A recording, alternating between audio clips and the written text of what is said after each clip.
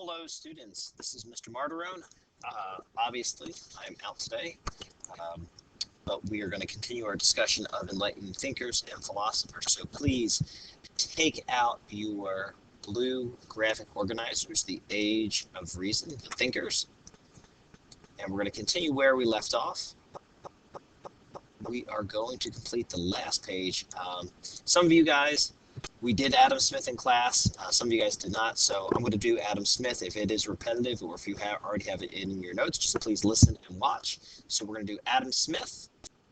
We are going to do John Adams, and we're going to discuss Thomas Jefferson, three of the kind of the latter enlightened thinkers. So I'll take a minute while you guys get your notes out, get that organized. If you want, you can pause the video, and when you're ready, hit play, and we will proceed with the last three of our enlightened philosophers.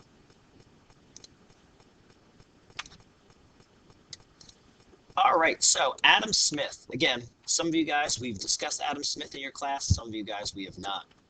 The three key pieces that you need to understand is, we said Adam Smith's quote and his philosophy is, man is an animal that makes bargains. Meaning man is an animal who looks for profit, but in order to have profit, you have to have, obviously, you've got to have a demand for it. And I gave a couple of those examples in class. Adam Smith believes in laissez-faire economics, which means hands-off. Make sure in your notes you have that star highlighted, bulleted, but that is an important term that you need to know. And what laissez-faire economics means is that government should not be involved in the economy. The opposite in a couple weeks when we talk about the Industrial Revolution and we begin to study capitalism versus communism. Communism is the opposite of capitalism. And communism, in an authoritative government, in a command economy, in a communist economy, the government is heavily involved in the economy. So these are two different competing views. Additionally, Adam Smith writes a book called The Wealth of Nations, and it argues that the wealth of a nation depends on the size of its labor force. It's also important, I would put down somewhere in your notes, that The Wealth of Nations was written in the year 1776. Okay, what other document was written in 1776? Well, if you guess wait for it, the Declaration of Independence. That's right. If you guess the Declaration of Independence, you're correct. These two documents are very intertwined. Adam Smith calling for free market, no government interference in the economy. The Declaration of Independence calls for freedom and the natural rights of life, liberty, and property, but it also calls for less interference from King George III. And actually, if you read the Declaration of Independence, which we do in AP Government, there's my shameless plug for the day, but when we read the Declaration of Independence, you will see that, in fact, the Declaration of Independence is broken down to three parts. The first part talks about the natural rights that Jefferson kind of took from John Locke, but it also, the third of the Declaration of Independence talks about economic freedoms that were denied to colonists. So Adam Smith is a tremendous proponent of capitalism and free market economics. Now on to our founding fathers. This scene, this great moment of history, the signing of the Declaration of Independence, this is really the culminating moment at which the Enlightenment comes to fruition, and this is the moment at which enlightened ideas are put into practice. Up to this point, all these philosophers, they had just come up with philosophies. Nothing had actually been put into place, had been implemented. Well, now Jefferson, Adams, Ben Franklin, all these thinkers of the American Revolution are going to put the enlightened philosophies into practice, and they're going to do it in 1776 with the Declaration of Independence. So we are going to compare two of America's first three presidents, John Adams, the second president, the Federalist, and Thomas Jefferson, the anti-Federalist, up here. All right, so let's compare the two. Okay, Thomas Jefferson believed that the common man can participate in government. And what this meant is he believed that the government was inclusive of all people and that the government should not exclude or limit the rights of people. John Adams thought, you know, it's a great idea to have men participate in government, but really you want people that are educated, you want people that are intelligent, you want people that have wealth. They should be the ones to participate in government. So he believed in what's called an aristocracy, a government of rich men. And you have to understand, remember, it's 1776. So there's slavery in the United States by this point. There is women do not have the right to vote. They're not considered primary caregiver or primary people in the household. So again, Adams has a different viewpoint than Jefferson. Now, Jefferson shares Adams's viewpoint with regard that he doesn't feel slaves should have the right to vote, and he doesn't feel women should have the right to vote. But the average farmer, maybe the uneducated farmer, certainly should participate in government. All right. Thomas Jefferson believes that the government should consist of a loose confederation of states. His publications, he authored the Notes on the State of Virginia, and he co-authored the Declaration of Independence. A lot of people believe that it was just Jefferson who kind of whipped this document up, and it's a beautiful piece of writing. It is a masterpiece, a wonderful piece of American literature, but he didn't do it alone. He drew a lot of inspiration from who? And if someone said John Locke, you're correct. If you look at the first 3 points about Thomas Jefferson, they are very Lockean, meaning they are very similar to what John Locke would have said. Common man should participate. People are trusted to govern. Well, Jefferson writes the Declaration of Independence, drawing on support from John Locke, but he also has help from Roger Sherman,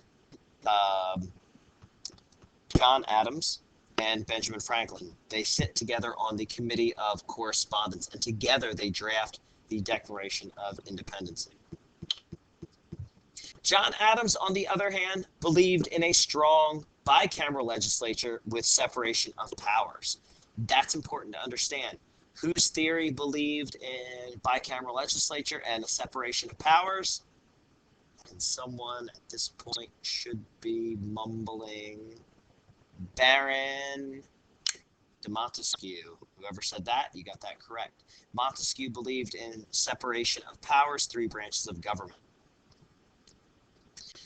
John Adams also authored the Massachusetts State Constitution and the Declaration of Independence. So both of these men, in their prior to their presidency, they had a lot of experience with the Enlightenment and reading these documents and kind of implementing them in their home states. Jefferson believed government should include skilled workers, small farmers, and plantation owners. John Adams argued that people who own property and were educated should participate in government. So again, that's a little repetitive to the first thing that I posted up at the top, but it illustrates a point that John Adams and the Federalist Party at the time believed in a more exclusive government, whereas Thomas Jefferson was in favor of a more populist system. All right. The result is we end up with something called the Electoral College. And if you guys were not asleep for the past couple months, you know that Hillary Clinton won the popular vote.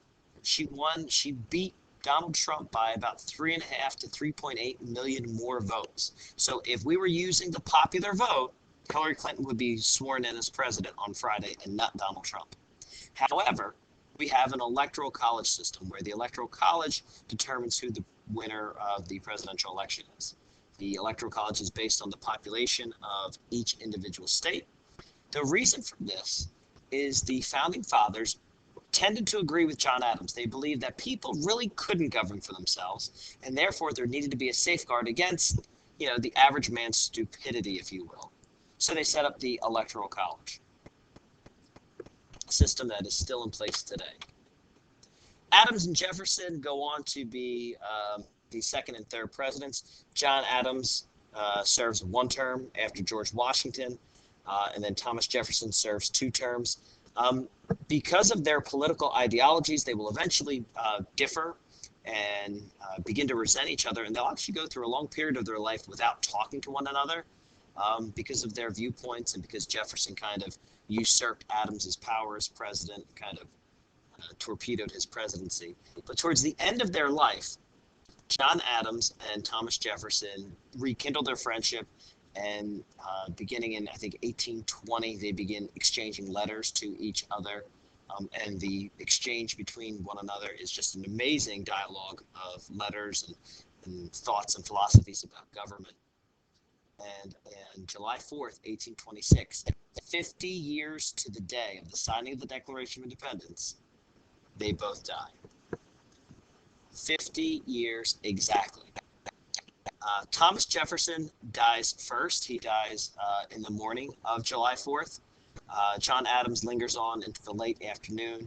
And without realizing it, he did not know Jefferson was dead. His dying words were, John Adams' last words were, Thomas Jefferson survives. Which is quite remarkable, considering the two of these guys, they collaborated as young men to write the Declaration of Independence. They had strong opinions about how to conduct the government. And what I find remarkable about this, and I think it's a message that shouldn't be lost in today's government and society, it's that people can have political differences and still be friends, and still be amicable towards each other. Jefferson and Adams certainly did. All right. If you feel that I went too fast, you can get the notes from a person in the room. Don't forget your homework. You guys have the gold sheet of paper entitled The Constitution of the United States. You need to log on to the Constitution Center website. The link is on Edmodo, and you need to complete the articles 1, 2, and 3. You need to also tell me what amendments 1, 2, 3, 5, and 8 do. Okay, that's your homework that's due tomorrow, so you can participate in tomorrow's assignment. And then for the in-class assignment following this video, honor students, you have a kind of a lime green packet entitled The Enlightenment. Read through that packet. It's kind of an easy reading, and simply answer the questions. It's kind of a reinforcement of what we talked about. It's not too long, but it goes over Locke, Hobbes, Rousseau, Montesquieu, and a little bit of Adam Smith, which is tremendously important. As for my advanced kids, you guys have the Chapter 5 guided reading packet. Begin working on that. So you needed your textbook. Whatever you don't finish will be for homework. You should have, the advanced kids, you need to have Chapter 5, Section 1 complete for tomorrow, and I will check to make sure that it is done.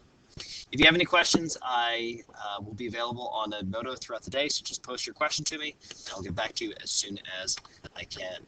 Otherwise, have a great day. Listen to your substitute. Don't get into trouble. Don't cut class. Don't go to the bagel shop for breakfast, because we know that's a no-no. Be good, make me proud, and I will see you on Wednesday.